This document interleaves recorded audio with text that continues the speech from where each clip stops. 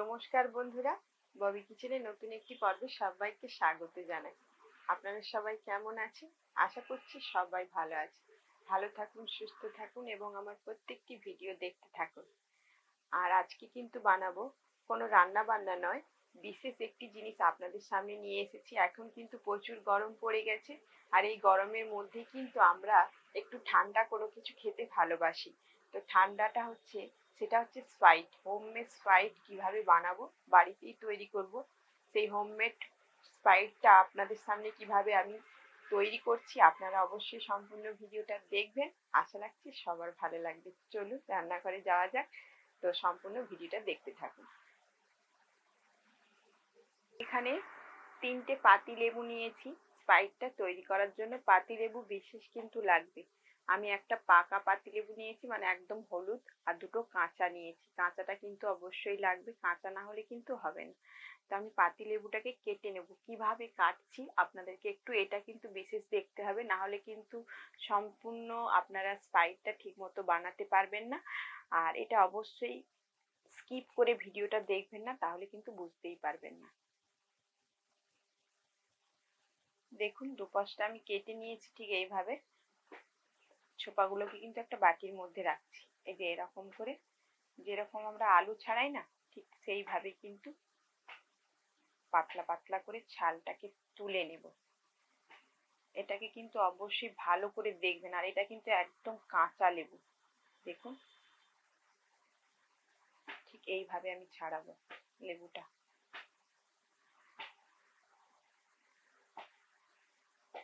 দেখুন এটাকে কিন্তু এইরকমই থাকবে। আর এই যে খোসাগুলোকে একটা বাটির মধ্যে রাখছি। দেখুন এই পাকা লেবুটাও কেটে নিয়েছি। এটা একটু ওই জন্য নরম দেখাচ্ছে। পাকা লেবুটার আমি ছোপাগুলো এরকম কেটে নিয়েছি। আর কাঁচা পাকা কিন্তু দুটোই মিশিয়ে দিয়েছি, কারণ স্প্রাইটের একটা লেবু লেবু গন্ধ থাকে, তাই না? আর তার জন্য দুটো একদম মিশিয়ে নিয়েছি একসঙ্গে। এর মধ্যে দিয়ে দিচ্ছি আমি গুঁড়ো করা চিনি। আপনারা চাইলে গোটা চিনিটাও দিতে পারেন। আমি 3 চামচ এখানে চিনি দেব।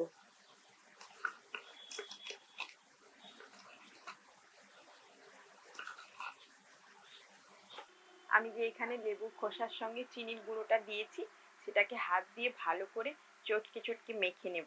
এটাকে কিন্তু ভালো করে চটকে চটকে মাখতে হবে, তাহলে কিন্তু লেবুর মধ্যে যে একটা ফ্লেভার আছে সেই ফ্লেভারটা খুব সুন্দর বের হবে।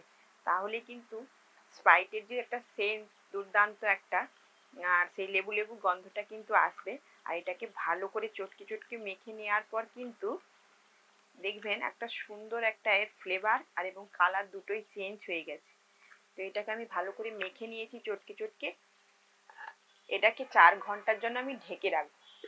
তো 4 ঘন্টা পরে আমি আপনাদের সামনে ফিরে আসছি। 4 ঘন্টা পরে ফিরে এলাম। 4 ঘন্টা বাদে আপনাদেরকে দেখাবো লেবুর খোসা আর চিনি দিয়ে যে মিশ্রণটা বানিয়ে রেখেছিলাম সেটা কি অবস্থায় আছে আপনাদেরকে একবার দেখিয়ে দিই। দেখুন লেবুর খোসার কালারটা কিরূপ, কালারটা একদম চেঞ্জ হয়ে গেছে। আর কিরকম দেখুন ঘোলেটে ভাব এসেছে একদম।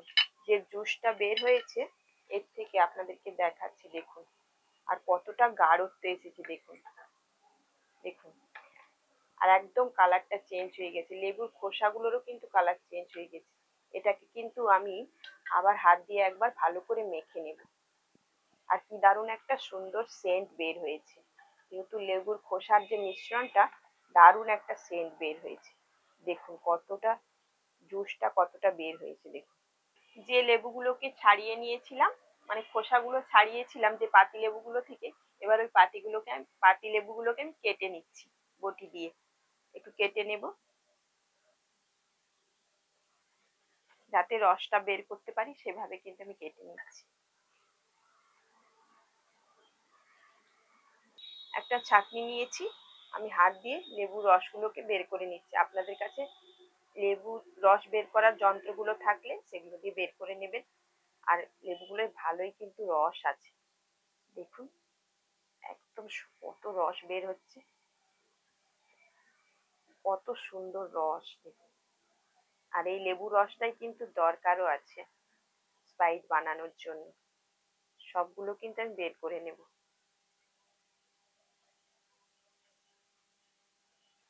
এবার কিন্তু এই খোসার রসটাকে আমি, যে জুসটা বের হয়েছে, এটা একটু ছাঁকনি দিয়ে ছেঁকে নেব। আর কালারটা দেখুন কি দারুণ এসেছে, ভালো করে নিংড়ে আমি ছেঁকে বের করে নিচ্ছি। দুটো কাঁচের গ্লাস নিয়েছি স্প্রাইটটা তৈরি করার জন্য।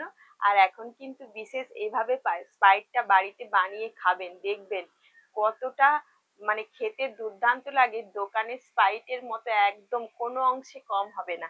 তো চলুন স্প্রাইটটা বানিয়ে নিই। হাফ চামচ করে চিনি নিয়ে নিচ্ছি, যেহেতু চিনি আমি দিয়েছিলাম তার জন্য আমি এখানে হাফ চামচ করে চিনি ব্যবহার করছি। হাফ চামচের বেশি দেব না।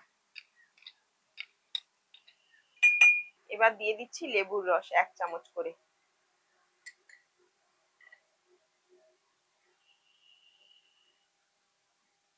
এবার যে আসল জিনিসটা, যেটাই দেখুন এই যে গাঢ়ত্বটা বের করে রেখেছিলাম, যে জুসটা লেবুর খোসা, এটা আবার দিয়ে দেবো 1 চামচ করে। এটাই কিন্তু আসল, এটা না হলে কিন্তু একদম হবে না। দিয়ে দিচ্ছি 1 চিমটে খাবার সোডা। দিয়ে দিচ্ছি 1 চিমটে খাবার সোডা। এখানে 1 বোতল জল নিয়েছি, এটা কিন্তু ফ্রিজের একদম ঠান্ডা জল, ঠান্ডা জল ছাড়া কিন্তু তৈরি হবে না। আর আপনারা অবশ্যই কিন্তু ঠান্ডা জলটা ব্যবহার করবেন। আর তো আমি এখানে 500 গ্রাম জল নিয়েছি, ফ্রিজের একদম কনকনা ঠান্ডা জল। এবার জলটা দিয়ে দেব।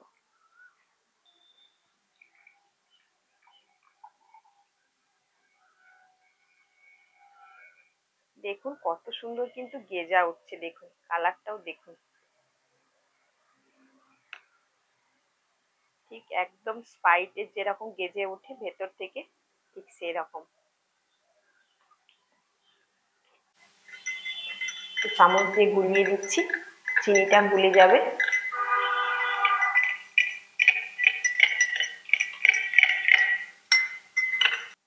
বরফের টুকরো নিয়েছি, একটা করে বরফের টুকরো গ্লাসের মধ্যে দিয়ে দিচ্ছি।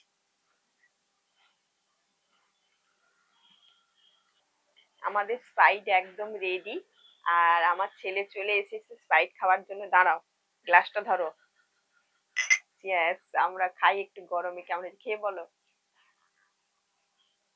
খেতে খুব ভালো হয়েছে। এরকম গরমকালে হলে সবাই খেয়ে খুব খুশি হয়ে যাবে। বাড়িতে বানানো। দারুণ হয়েছে, হ্যাঁ হ্যাঁ। একদম ঠান্ডা ঠান্ডা সত্যি। কিন্তু আমি একটু খেয়ে দেখি, আমি কিন্তু আমার কয়েকদিন শরীরটা ভালো নয়, তো বেশি ঠান্ডা আমার খাওয়া যাবে না, তবু একটু লোভ সামলাতে পারছি না, একটু খেয়েই দেখি।